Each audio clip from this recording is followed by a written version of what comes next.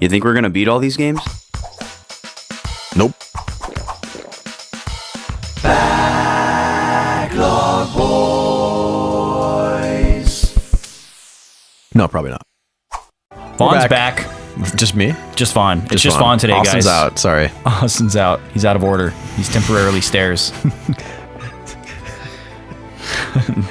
Just kidding. Welcome back to the show. Fire Emblem. That's what we're playing. Ooh, here's a little snacky that we need to bust out. Hello. What can we expect from you today on the show, Vaughn? From me? Yeah. You specifically. What can we expect? I need an answer quick. Stat. While I open up this snack here. Some mildly slow play. Some mildly slow play. You mean what we've come to expect for the last however many episodes of Fire Emblem? Yes. Though I think I was talking about this with Austin between episodes, but I think my ability to talk while playing is a little bit better. Not much, but a little bit better than when it was with the GameCube controller, because I'm not thinking so much about what button is what. Yeah. It's like you're just playing the game on the TV. That is pretty cool. All right, Vaughn, something's coming to your thigh here. I like thigh snacks. So, all right, audience poll. Hello. / Vaughn poll. Boys poll. I think most people that might happen to be watching this show, and probably most people in general, know what Pocky is. Right? Mm-hmm. It's a biscuit stick, a long, slender biscuit stick. Well, okay, I didn't know. You didn't know before we tasted it? Yes. However long ago? Yep. So it's a long biscuit stick that's dipped usually in chocolate, traditionally, but it can also be dipped in other things like cherry-flavored frosting or banana or green tea or whatever. And it's typically associated with like Japanese culture. Well, this is an evolution of Pocky. Okay. The brand is Pijoy. So is Pocky also the brand? I honestly, I don't know. Okay. I don't know if Pocky is the name for the snack. I think it's like Oreo, where it's like, it's its own thing. Yeah. Like it is the brand and it is the snack and nobody else makes it. Mm-hmm. It could be like that. Okay. I'll have to do some research. Put it on the screen.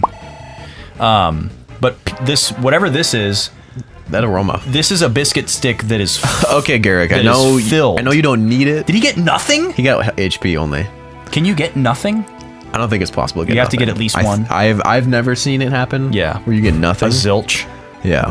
But so I can't confirm or deny that. But yeah, this here is an evolution of Pocky. So this is a biscuit stick that is hollowed out and filled with something, kind of like a miniature pirouette, okay. and then fully coated in chocolate with no exposed biscuit. Look out for a picture of this on the snack log. You can see a picture. The flavor of this is cookies and cream.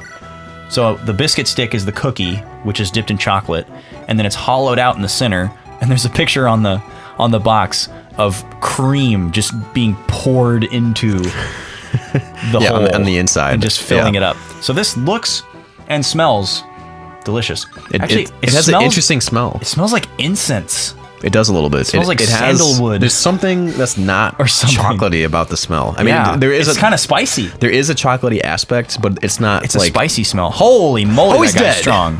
He's dead. Hit him That's a good crit. Right in the clitoris. The little man in the boat. Oh man. Okay, I'm gonna taste this. Whoa, that's crispy. Is it? I took a bite of it and it just splattered into my mouth. That's good. That is good. I like it. It tastes like an Oreo. It does taste like an Oreo. It has a very strong, familiar cookies and cream flavor. Yeah, it's like an Oreo in a stick. Yeah, it's really good. It is.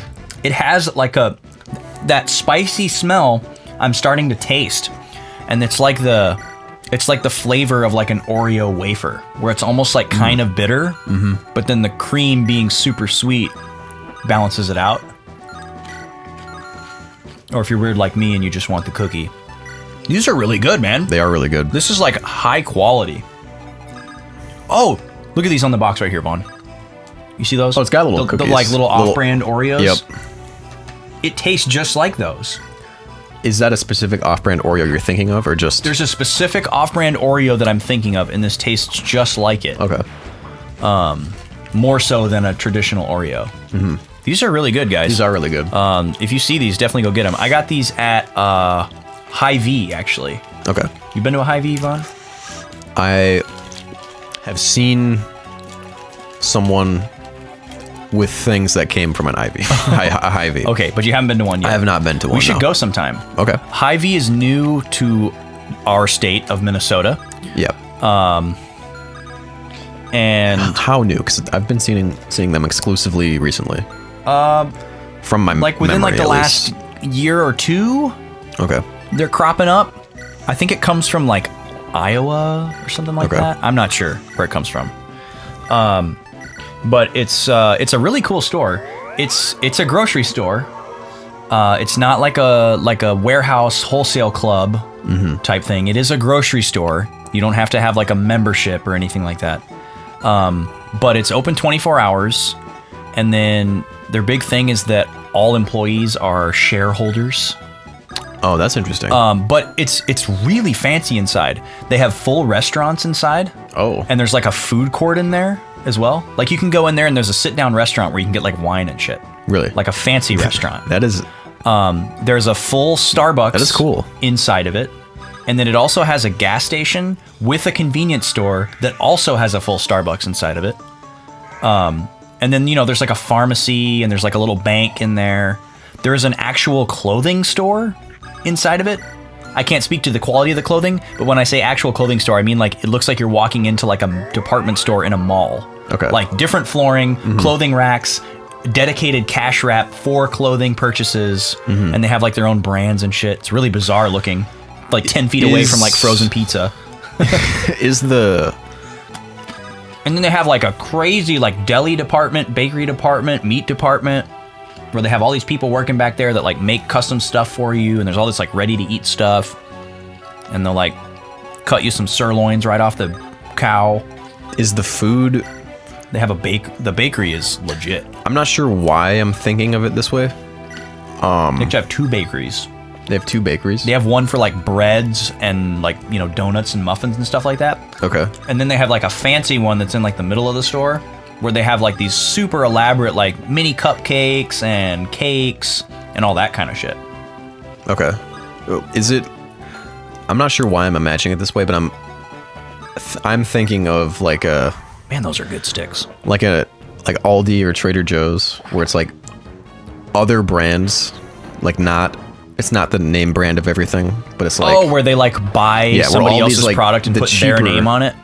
Or they have people who make products specifically for them. Yeah. Where like Aldi has like all of like the less high quality versions of name brand things, and like sometimes Trader Joe's has generic. Like a step up from some name brand things. I haven't shopped at Hy-Vee enough to know what their home brand is like. I do know that they have a home brand. I don't think there's a grocery store out there that doesn't have a home brand. Yeah. But I don't know enough about it. But back to the P-Joy here, or Pajoy, or however you say that. Aldi. Hy-Vee also has a really cool like cultural section, which you'll see at some grocery stores where there's like a Mexican aisle or like an Asian aisle. But Hy-Vee takes it to the next level.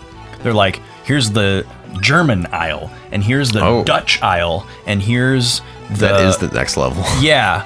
And they have like a Japanese aisle, and a Chinese aisle, and a Taiwanese aisle. And there are all these like little mini aisles where they have like really specific stuff. And these were from the Japanese aisle because I had to go look and see. And they have crafties in there. They got some sodas in there that are from like different countries, and they've got little snacks and biscuits and cookies. You guys might and be all that surprised, kind of but we like soda here on The Voice. But yeah, if you got a Hy-Vee near you and you've never checked it out, it's pretty cool. Where is one? The closest one to here is in Brooklyn Park. Okay. I believe it's technically in Brooklyn Park, up off 610. Okay. It's like right across the highway from a Cub, and I fear for that Cub. They're coming for him. It's like direct competition. Yeah. To a Cub because it has the gas station and like everything inside the store. And some Cubs have the gas, like the holiday outside. Yeah. Pretty cool. But yeah, that's where those came from, and they are good. I enjoy them. I will be going back there for little specialty things like that for sure. Okay. So it has things that you won't find somewhere else. It's not just an alternative. Exactly. Yeah. There are definitely things that you could get there that you couldn't get elsewhere. And then the whole like food court experience is pretty insane. There's like a little Asian place in there. It's seriously like a mall food court inside a grocery store. There's like an Asian place and a Subway type place and like 2 other things in addition to like a full sit down restaurant. Like its own, does every... Like you could just go to the restaurant and not go to the store. This place has to be huge. It's massive, Okay. Yeah. It's massive. I don't know why I was thinking like it would be like Trader Joe's. It's not like an Aldi or a smaller. Trader Joe's. Those are tiny. Yeah. Like This place is enormo. Enormo. Yeah. Humongo. Yeah. It's bigger than like a... I mean, I guess it depends on which one, but it's, it's definitely comparable in size to like a large Target or a Walmart. Okay. It's a big store. And so it could kind of be that one-stop thing. Yeah, it's basically like if Walmart was really classy. Okay. Because they've got clothing and they've got, well, I guess that's not 100% true because Walmart has like sporting goods and like automotive stuff. I don't think Hy-Vee has any of that kind of stuff. It's just groceries and clothing. Just groceries. And then all the food and stuff. Yeah, it's definitely its own thing. Okay. It's more than a grocery store, but not in the same way as other grocery stores that are more than a grocery store. It's pretty cool. So, okay, guys, we got to put that conversation to rest because one, it's probably pretty boring. It's a little dull, but that's all right. But also, Vaughn wants to talk about Splatoon 2. Oh my god! Because he's on the train. Yeah. Vaughn is on the train. I finally got him on the train. Did you play Splatoon 1? I never played a lick of Splatoon 1. Me neither. And I always kicked myself for it. So we came from the same place. Yeah, I kicked myself for it because these dude just chucking axes. The game was making announced moves, for Wii U, dodging. and I was like, wow, this is really cool. This is a great concept. I hope this helps put Nintendo on the, multiplayer online map. Which they weren't. Because not even on. They were not Nowhere even near. close to. Yeah. And of course it didn't, because the Wii U install base was detrimentally low. But I still thought it was a really cool concept and always wanted to get the game and try it, but never did. Never got the opportunity to play it. And so I just completely missed the boat on it, but still thought it was really cool. So when they announced Splatoon 2, I was like, okay, I've got to play this game because everyone's getting a Switch. There's going to be people playing this online. I never got the chance to play the first one. I got to check this out. And I was hooked instantly and instantly wanted to get everybody else on the train so that I could play with my friends. And Vaughn was interested right away. But took a while to get the game. Well, just because, the concept of like, I can easily bring this to a friend's house, sit down in the same room, and within like a couple minutes, without setting up like cables or anything, just you're like playing be online together. Yeah, it's like great. That is like that's huge. One of the huge selling points of the Switch. Yeah, and like Nintendo, that's something Nintendo has never claimed to even want to do in the past. Like online was not a thing. Kimishima-sama, arigatou gozaimasu. Is that the That's the new president? Yeah, he's killing it, man. Thank you so much.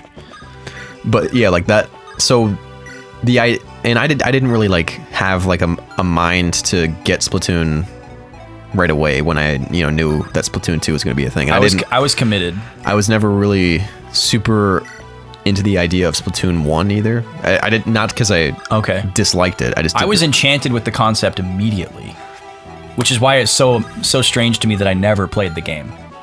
How I managed to never play the game. Yeah.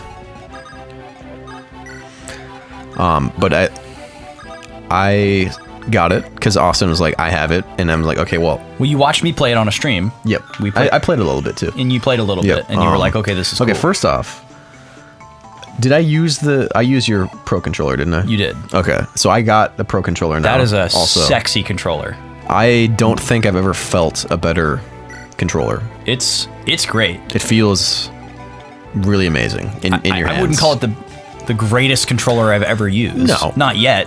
Anyways, I guess it could get there. But it feels it's fantastic. It's super great. The build quality is just like instantly discernible.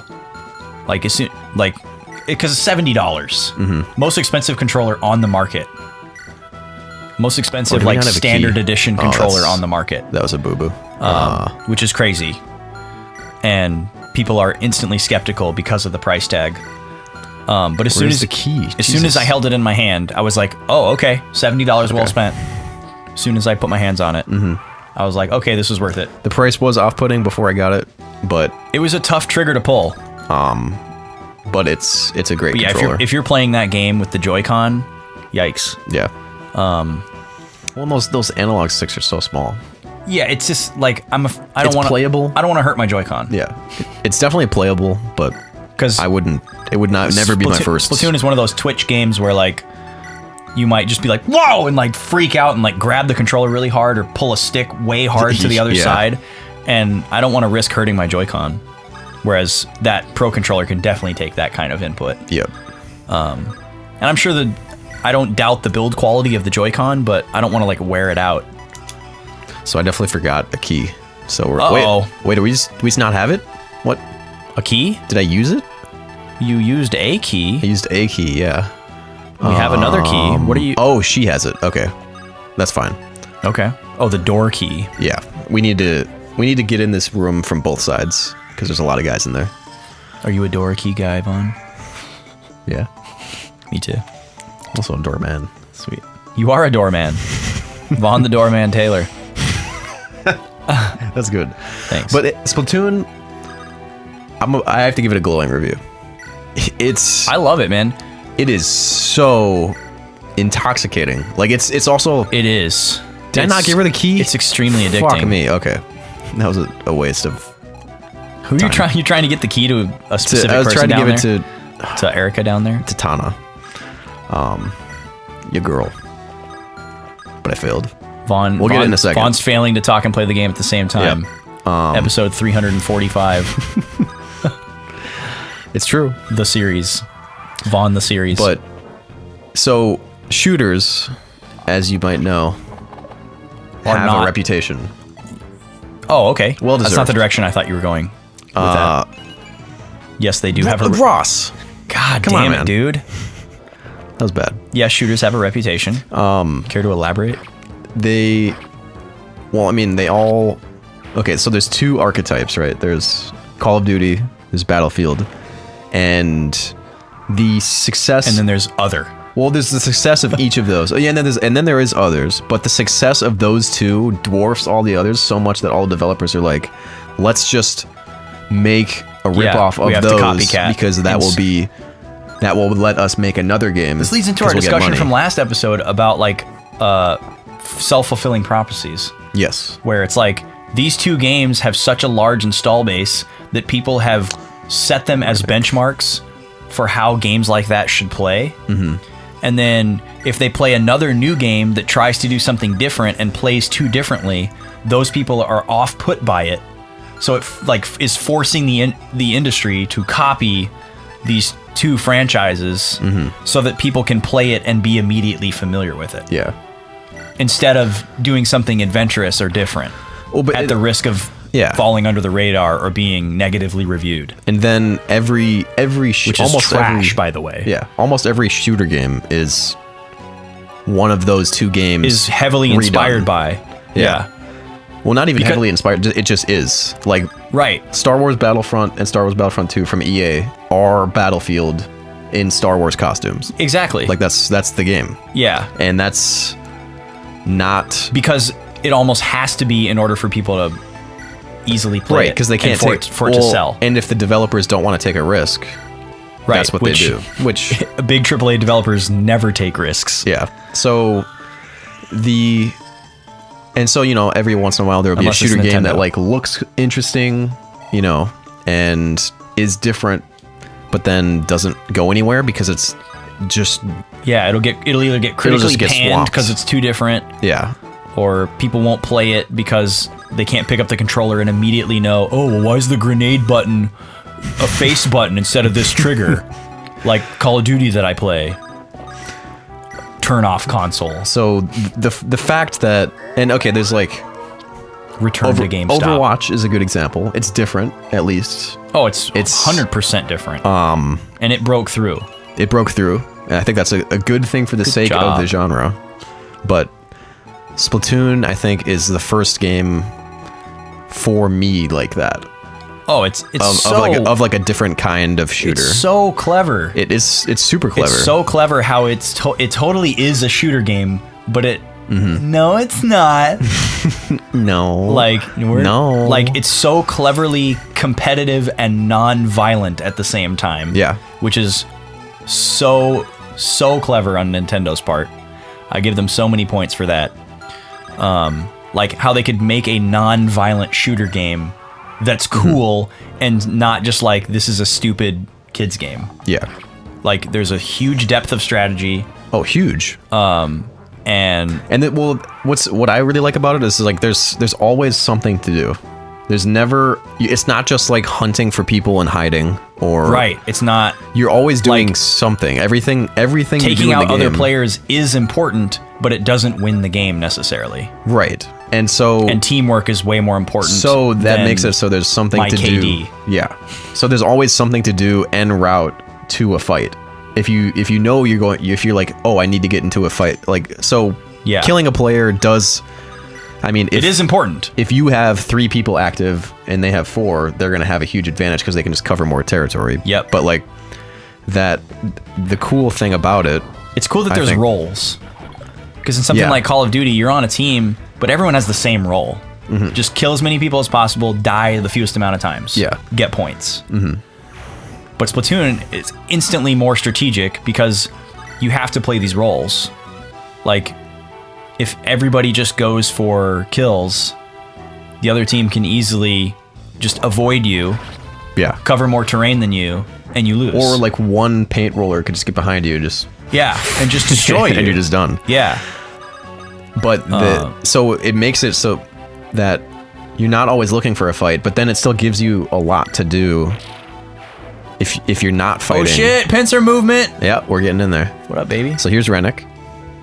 We're gonna talk to him. Hashtag pincer for Boys Lock 2.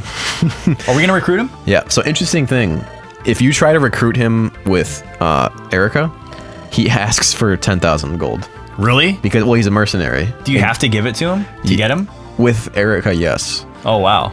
I don't know if you can try with Erica and then say no and then use Larico. But yeah, if you do it with her, he just joins you.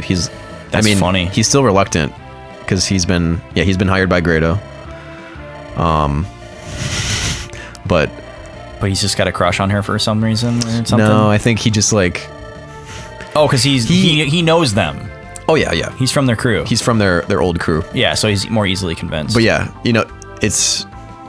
I think the idea is like she's not giving him the opportunity to say no. That's pretty cool. So if you didn't recruit him, would he just fight you and you'd have to kill him? No, I don't think he would attack you at all. He would just, once you go into this room, and she's gone. By the stones. Where's Gary Oldman? We must hurry, right? Yeah. So he just gives in. But yeah, if we just unlocked this room and left him, look at that little whoosh, whoosh, too fast. Whoosh. Too fast, too furious. The swoosh McFly. Yeah. Fast Furious 9. Wow. Confirmed. That's the next one, actually. But he would just go. Is it? You tried to say a superly I was trying to absurdly high number, but the next one is the 9th one. How was that? I hope the logo for the 9th Fast movie is just happening? It's just the F9 key from a keyboard. Like an old white, old school keyboard, mechanical keyboard, just F9.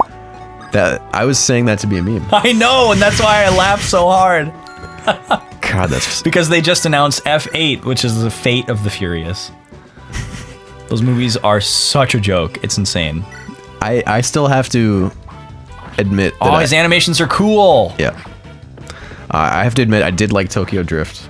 You've said that before. That was like Fast and Furious 2. You've made that confession before. Yeah. That's a guilty pleasure movie of mine. It was not Fast and the Furious 2, Vaughn, because that was Too Fast, Too Furious. Was it? Okay, so that was 3, I suppose. The memes started early. We got to get our memes from somewhere. They got to We keep do. making those movies. Whew. Man, those are crazy. So back to the Splatoon conversation. We recently had a little shindig with Robert, Yes. our good friend from Kirby's Adventure, way back in the day. And you guys remember that series? one of the our good buddy Rob. team making Juggernauts. Yes, he's the music composer for Juggernauts.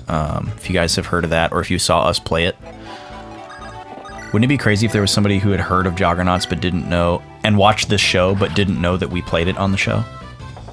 Yeah, and that's like just now clicking. 'Cause Yeah. it was like a one-time thing. That'd be funny. Juggernauts is doing well. Juggernauts is fun. We can't say some of the things that we know, but it's doing well. Are there secrets? More people will know about it. Oh yeah, I guess maybe you don't know. I'll have to tell you in between episodes. Okay.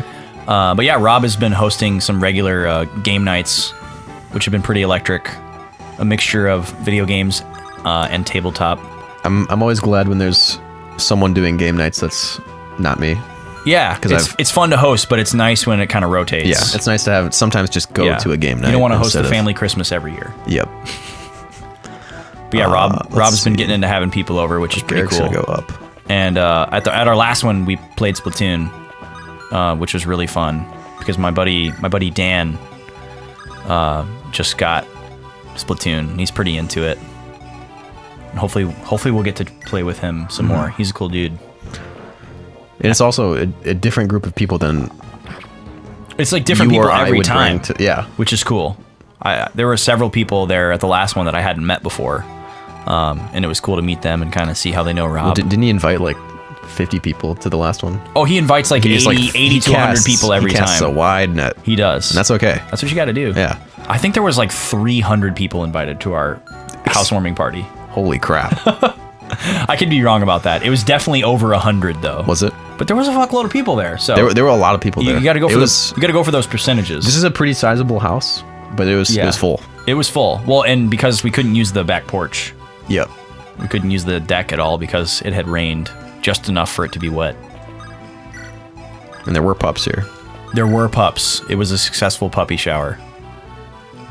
No pup of mine, unfortunately, but Right. other people brought their pups and it was great. See, look, the bow's flashing, but he still does more damage. Like, it doesn't matter. You might kill him before he even gets to attack you. Yeah. Oh yeah, he's See, it so doesn't dead. matter. Look, I love how he stands on He it. like surfing USA on Yeah. the back of the dragon there, the wyvern. That's pretty awesome. Who needs help? Rennick does. So Vaughn, I recently celebrated a birthday. You did. Just a few days ago, as of this recording.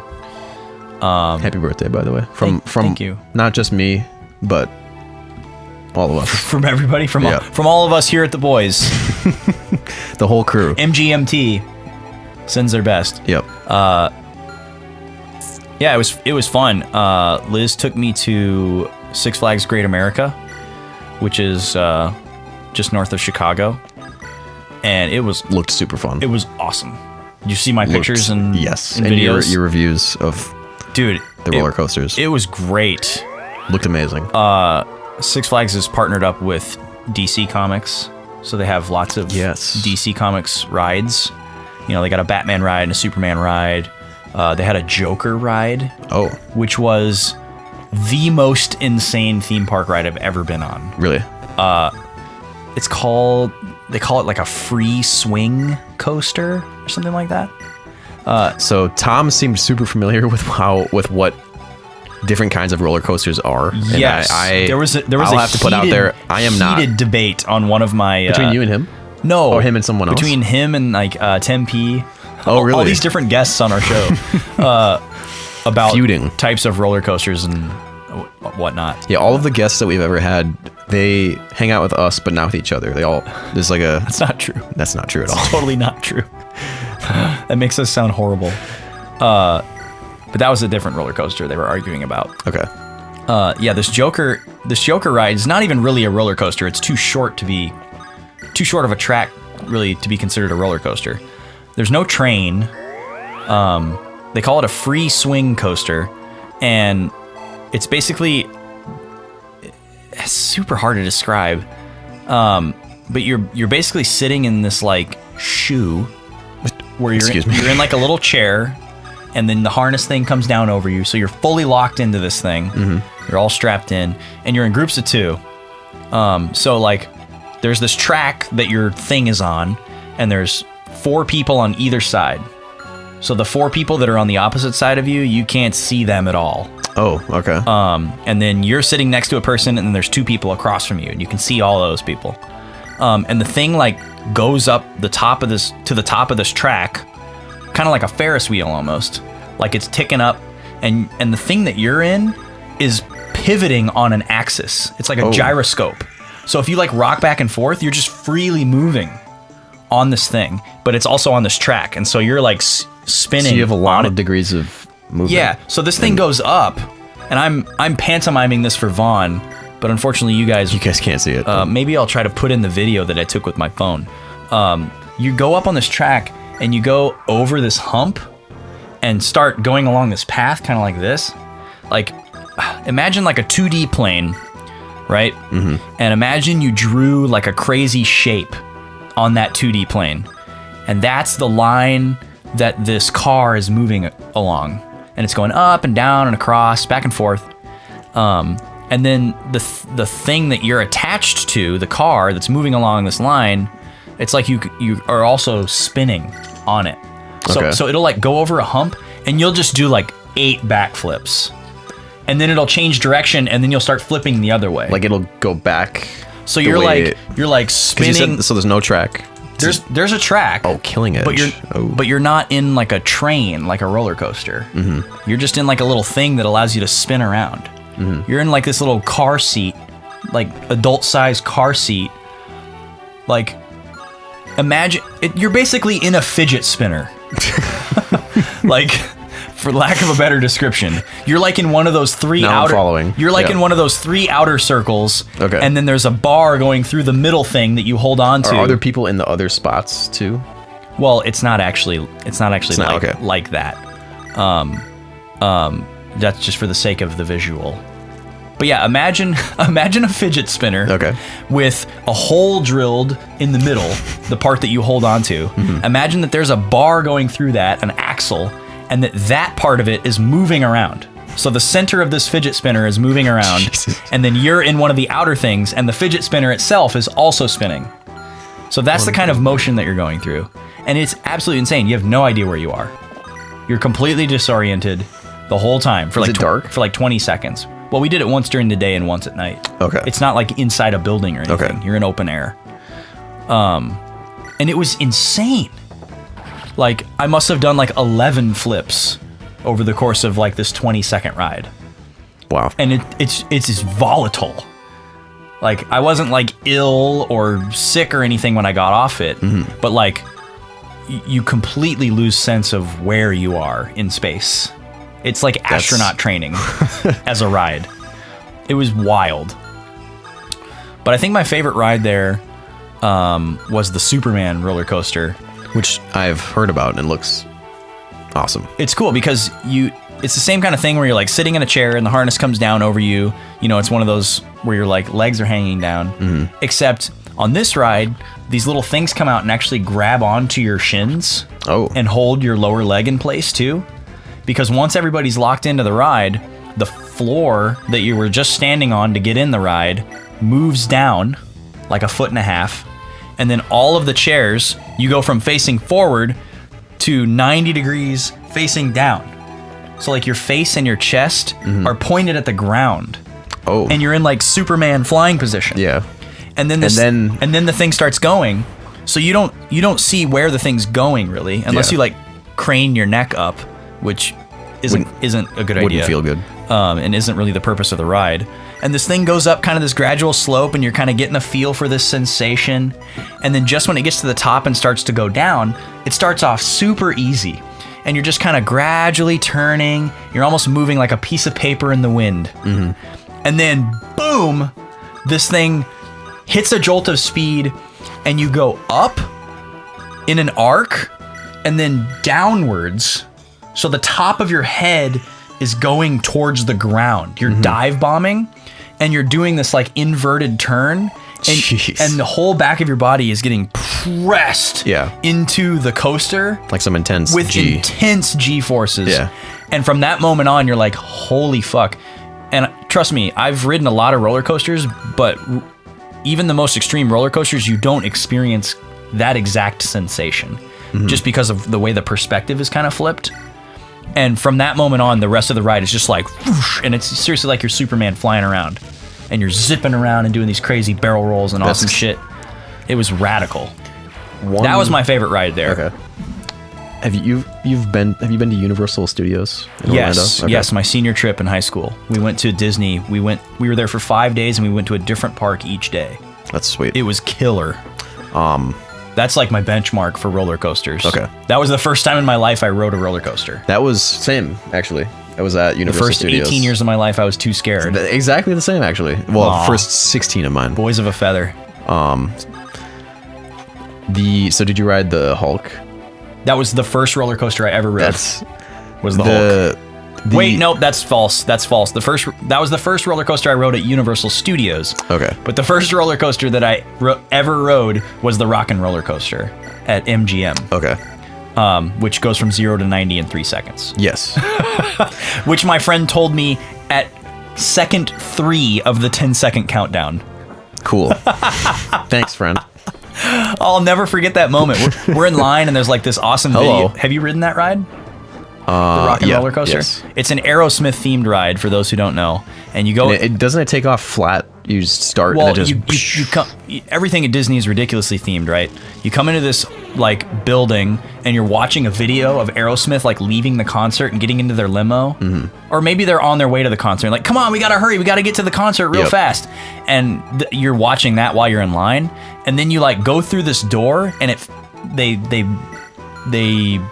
stage it in such a way that it feels like you're going outside, but you're not. You're just going further into this building, and the coaster pulls in to this like and then track, you get in, and it looks like you're in like an alleyway behind a venue. It looks like you're outside, and there's like trash cans and cement and stuff like that everywhere. And this roller coaster train is like a red hot rod car with like flames on it, you know? And you get in there and it like queues up to this little tunnel and it's totally pitch black. You can't see what's in there. And like 90% of the roller coaster is inside with like all this crazy like black light phosphorescent stuff. And you're just staring at this hole in a wall that your roller coaster is about to go into. And I'm sitting next to my friend who has gone to Disney World once a year for his whole life. So he's like our guided tour guide. Like he's just like, by the way, it's about to go. He knows all the good rides, and we're just following him, and he's taking us to all the best rides. He knows what to skip. He knows which lines are long. He's a pro. So he's the perfect guy to have with us. And he knows that I've never ridden a roller coaster before. And I'm like, Robbie, I want to sit right next to you, man. I want to be with you. And so he's like, okay, cool. So I sit right next to him. You know, the cars are in twos. And this counter is counting down from 10. And like, I'm excited, but I'm nervous. You know, this is my first roller coaster. And I know this isn't going to be like a walk in the park. It's not like a freaking kiddie coaster or anything. And at about 3 seconds into the countdown and the timer's at about 7, I noticed that Robbie is chuckling to himself. And he's trying not to let all of the chuckles out. And I get the feeling that he knows something that I don't know. And I finally, at about second 5, I'm like, Robbie, are you going to tell me what you're laughing about? And by the time the timer hits 3, he says, this roller coaster goes from 0 to 90 in 3 seconds. And I said, fuck, as the timer hit 1. And then, boom, off we go. And that thing goes into this hole in the wall. And not only does it go from 0 to 90 in 3 seconds, it goes straight up as soon as you go into this blackness. And holy shit. And I was just like, I got off that ride and I was woke to roller coasters. I'm like, oh, dude, I'm ready for anything Instead now. of woke bae, you were woke boy. Yeah. And they were so happy that I wasn't like scared terrified or like shit my pants, you know? Because they were all, it was like a coin flip. Like they didn't know how I was going to respond. That was essentially my same thing where I was like, well, I kind of never rode them out of fear as a kid. And then... as a kid, I was terrified of heights. And then I didn't want to go on anything that was up high. It wasn't like a speed thing. And then, there was also my like hyper rational brain that's like, I'm gonna fall out. Yeah. I'm gonna get flung out of this thing and die. It's And I lights would out just for me. visualize myself flying through the air, and all my bones turning to mush when I hit the ground. Anyway, but- you were saying. So, my experience on the Hulk was much like that. When it just like, because you start to go up like a normal roller coaster, And it then just rockets out. Yeah, and you like dive down and go like underwater. yeah, and it makes you In a think tunnel. you're just gonna climb up slowly and then do a no. drop, but it's like encased the Yeah, you come out of ascension. like a mouth, like a big tube, yeah, kind of thing. So you can't see it from the outside. So we get on it, and we're starting to go up, and this is like my second roller coaster. Yeah. And then it just like launches you, and you're going up, and you're not expecting it. It was much the same. Yeah. That was a sweet roller experience. coaster. Yeah. And my first one would have been the dragon one, the two dragons, Dueling Dragons. Yeah, That's a great ride. really fun. 2 different roller coasters built into one, and one of them they fight each other. Yep. Or it's built in such a way that it seems like the 2 roller coasters are they come towards each other and then clash and kind of bounce off. It's almost Yep. like a lightsaber battle of roller coasters. And you'll see the people on the other roller coaster, and you're seeing their faces, and you're coming at each other, and it looks like you're just gonna collide head on. Yep. And then you both go straight up. It's really cool. It's super fun. Disney's great. The park. Well, that was Universal. Isn't that completely separate? Is Dueling Dragons at Universal? Yeah. We went to so many places I couldn't remember. But You- yeah, you're right. That's Univ- not at Magic Kingdom. When people say Disney World, they're talking about Magic Kingdom, by the way. Yes. Disney World is like the network of parks. Mm-hmm. But Magic Kingdom is like the one with Space Mountain and Yeah. all the animal ones. I liked Epcot. We Epcot did was not fun. go to Epcot. Really? We did not. I enjoyed it. I was told by my guided tour buddy that we weren't missing too much. It's. I mean, it has the least rides. Yeah. But it has the most other stuff. Right. To do besides rides. I think. Okay, I have to tell you about this other ride that we did at Great America this weekend. So obviously the roller coasters were a big highlight. Mm-hmm. There's a Batman roller coaster that was great. Superman, one of my new favorite roller coasters. There's one called Raging Bull that's their tallest, fastest one. Mm-hmm. It's pretty intense. The one that Tom and Tim were fighting about on social was the Goliath roller coaster. Okay. Which is a mixture of wooden and metal, which apparently there's a debate over what that can be classified as. Oh, really? It's not always a hybrid, apparently. Interesting. Yeah. Didn't know that. That's a great ride. But in addition to the roller coasters, there's obviously other rides. One of the rides we went on was pretty cool. It's like a Gotham City subway ride, Oh. where the premise is that you're just getting on a regular subway train, and then Joker's henchmen show up and kind of hijack the train. And you're in this little subway car, and you just kind of go through this little maze, and you see guys, and it looks like they're gonna shoot you, and then it jerks to the side to make you feel like you got hit with a missile or something. So does it stuff have like that. all the visual stuff? Oh yeah, there's yeah. mannequins and animatronics and stuff like that. So not even not even all screens, but No, all practical effects. Oh, really? That's yeah, cool. there were no screens. I've done ones that are more screens. Yeah. I think the Mummy one was We didn't do that. okay, I think that was at Magic Kingdom. Okay. Or no, maybe it was MGM. But Maybe. it was all screens but then there was fire too. Yeah. Well, but- that's what I'm getting there. Okay. So we did this Gotham City subway ride, and it's pretty tame compared to a roller coaster, but it was neat because it had good theming. Normally you get up to the front of the line, and the car sits there, and you get in it, and the people all come check you to make sure everything's locked, and then they start it, right? Well, this one, it's like a subway car where the thing comes by and it doesn't stop moving, and you have to catch it. Oh, really? Like a subway train. Yeah. It comes by, That's and you kinda have to cool. get on it while it's still moving a little bit, and then strap yourself in. And That's there's neat. and there's an intercom. And the guy who's standing there managing the line, he looks like he's just a subway guy. He looks bored as hell, and he's leaning on his hand, and he has a little cap on, and he has a podium with a little clipboard, and he looks like he's just there writing timestamps down, but he's actually working. Yeah. So there's things like that. But then on the other side of the park, they had a 4D ride. Which is more along the lines is what you're talking about, where there's like a 3D screen and you have glasses on. Yep.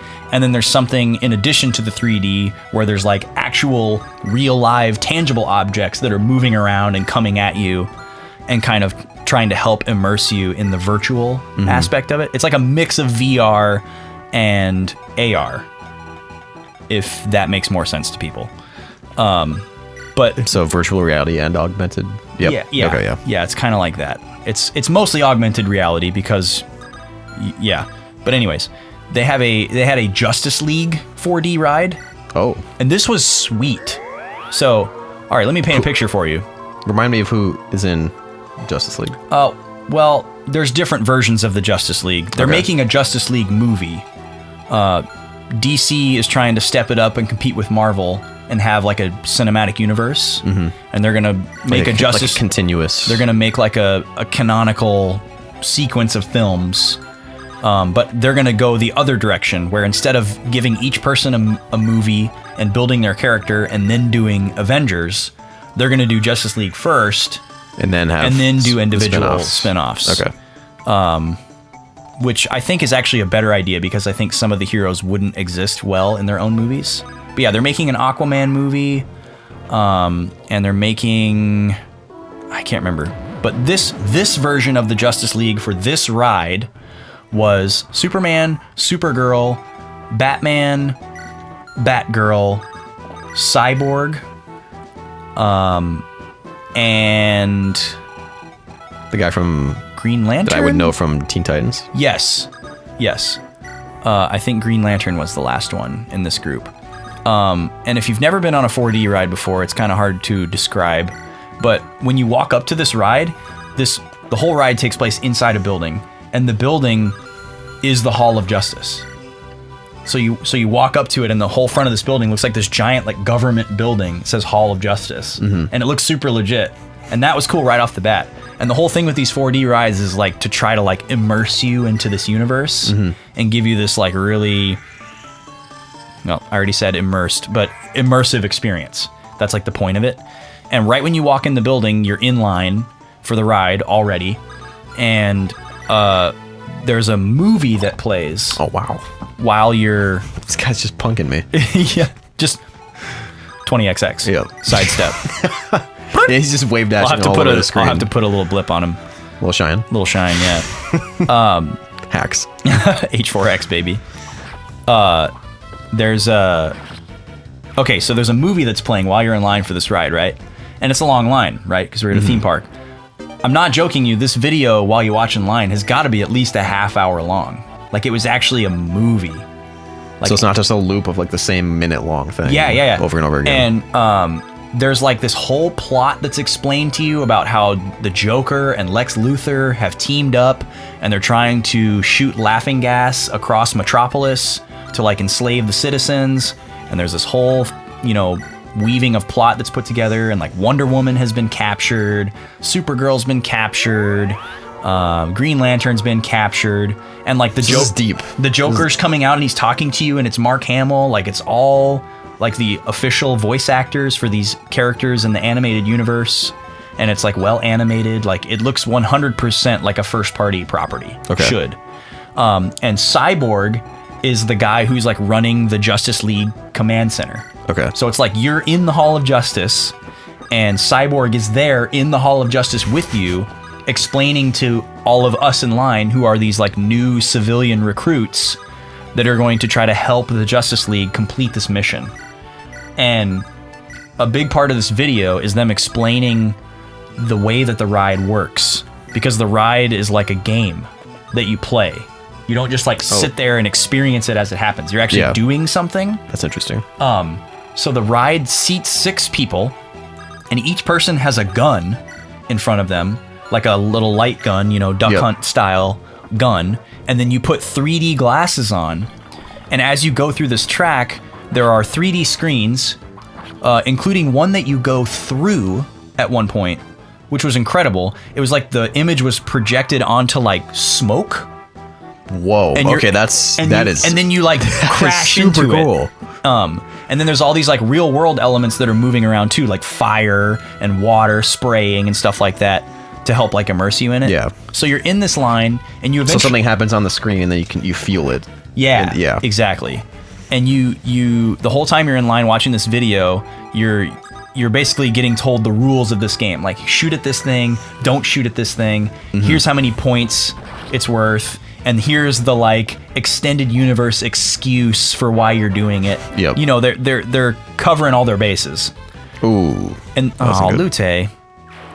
She's still doing well. And once you get up to really close to the end of the line, there's actually an animatronic version of Cyborg that's like life size at this little command center. And what's playing over the loudspeaker system, the video talking of him talking, he's actually moving his mouth with it. Oh. So that was pretty cool. And then you finally get up to the part where you get in the car, and Liz and I were in the back row, right? And I'm in the middle of the back row. So she's on my right side, and on my left side is somebody that I don't know. Yep. And then in the front, the three front seats is people that we don't know. And we're in the car with all young girls who are probably between the ages of like 8 and 13. And the girl sitting next to me is probably like 12 or 13 years old. And she like, each one of the stations is assigned a color, so that when you shoot your laser and you see it on the screens that you're interacting with, you can see your color to help you get a reference for where you're shooting. And mine was yellow, so I was super stoked. Your favorite color? Yeah, my favorite color. And instantly this girl gets in next to me, and the ride is starting to take off. You know, it's going at a slow speed as we're headed towards like the entrance to it. Yep. And she's asking us what our colors are, and she's like super outgoing. And we're just going along with it. Was she like alone with the two of you? Where like it was like rows of 3, and then It's rows of 3, and like it's also like stadium seating. So we're like looking over the heads of the people in front of us. okay.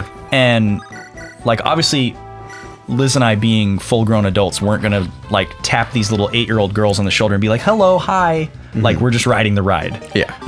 And they didn't turn around to talk to us. So it's pretty much the 3 of us in this row are hanging out. And this girl is like talking to us, and she's like, what's your color, blah blah blah. And immediately I'm just like, this girl is something special. Yeah. Like not like helmet special, but like she's you know, she's really outgoing. Yeah. And in an unusual way for her age, you would think typically. And so we get into like the first corner of the ride, and you take the first corner and you see the screen, and you're instantly shooting at stuff. And we're like, oh wow, cool. And there's so much going on, and the superheroes are talking to you, and you're like, get that thing that's flying at us. Yeah. And it seems like it's somewhat adaptive.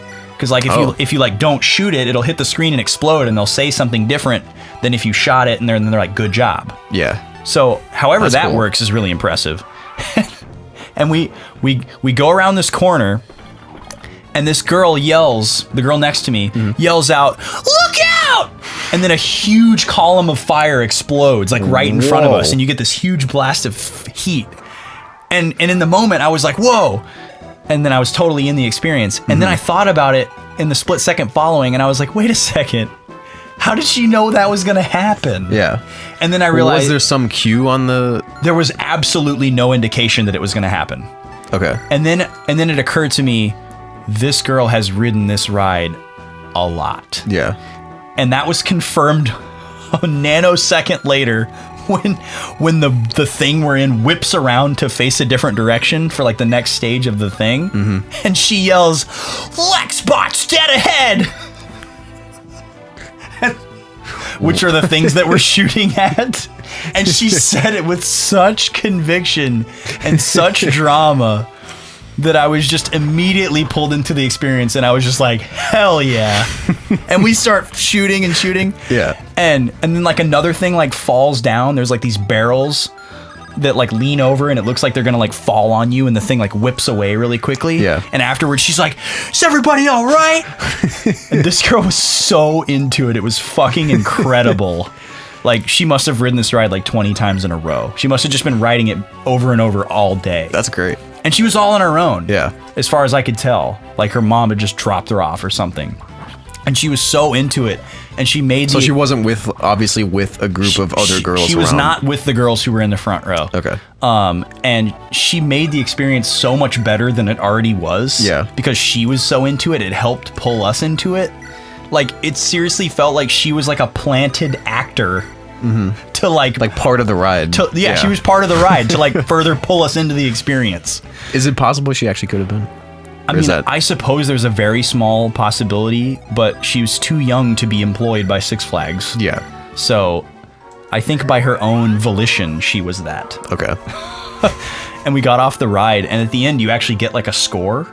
Okay. Like you get an individual, like the stuff that you shot. Yeah, you get an individual score on your little screen that you can see while you're playing, and then it shows you at the end.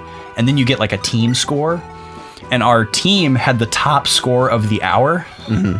And I looked down at the scores at the end, and her score was insane. Her score was like 190,000. Like she was born for this. Yeah, and then it shows like how you rank amongst other players, and she was top 5% of players. And I was top 10%, which I thought was pretty good for first time. And it like shows you all that at the end. And I just was thinking, like, how many times has she done this? Has this girl done this ride? It was fantastic.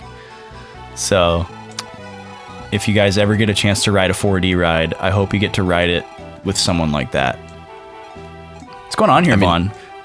We're at the end of the episode here. We're gonna cut it off here. Yeah, we're gonna storm the room. Well, before that, I need you to taste that. Oh yeah, taste that beverage. We got a soda here.